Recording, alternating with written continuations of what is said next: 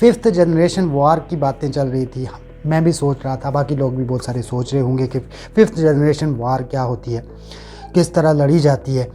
और पहले तो मैं यही सोच रहा था कि 5th जनरेशन वार जो है वो अवाम को उभार कर, हुकूमतों के मुखालिफ करके, अपनी रियासत के मुखालिफ करके इसको 5th जनरेशन वार कहा जाता है, या इस तरह ये 5th जनरेशन वार की जाती है। ये भी है एक 5th जनरेशन वार का हिस्सा है, लेकिन असल 5th जनरेशन वार जो हमने देखी वो ये है कि यहाँ पर अब टेक्नोलॉजी का दौर शुरू हो गया। अब बमों से ज़्यादा, मिज़ाइलों से ज़्यादा, जहाज़ों से ज़्यादा टेक्नोलॉजी की जंग शुरू हो गई है। और टेक्नोलॉजी की जंग हमने देखी, पाकिस्तान ने लड़ी, किस तरह लड़ी, बैग में कौन था कौन नहीं था ये वल्लाह आलम हम नहीं जानते।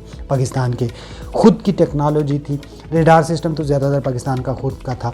हैक करने वाले जो हैकर थे, जो साइबर हमले कर रहे थे, वो कौन थे, पाकिस्तानी थे या चाइना के थे, ये भी हम नहीं जानते। लेकिन हकीकत में हमने देखा कि 5th जनरेशन वार किस तरह होती है, किस तरह पाकिस्तान ने हिकमत अमली के ज़रिए ये जंग जीती। पाकिस्तान ने 3 घंटे, 1 घंटे 25 मिनट या 3 घंटे, ये दरमियान का यही टाइम है। पाकिस्तानी तैयारे जो है इंडिया की हदूद में मौजूद रहे, बमबारी करते रहे, फ़ौजी अहदाफ को निशाना बनाते रहे, लेकिन कामयाबी के साथ वापस आ गए।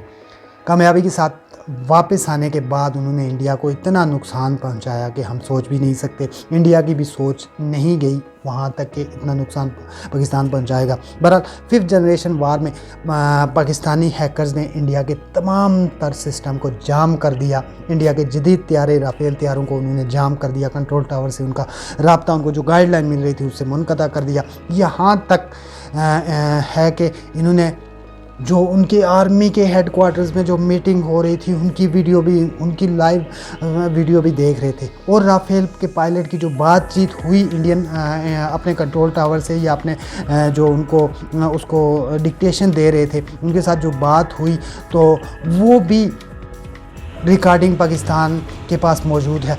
तो आप सोच भी नहीं सकते कि पाकिस्तान की ताकत क्या है, पाकिस्तान कहाँ पहुँच चुका है टेक्नोलॉजी के हिसाब से, और किस तरह पाकिस्तान ने टेक्नोलॉजी के मैदान में भी इंडिया को शिकस्त दी और जीता।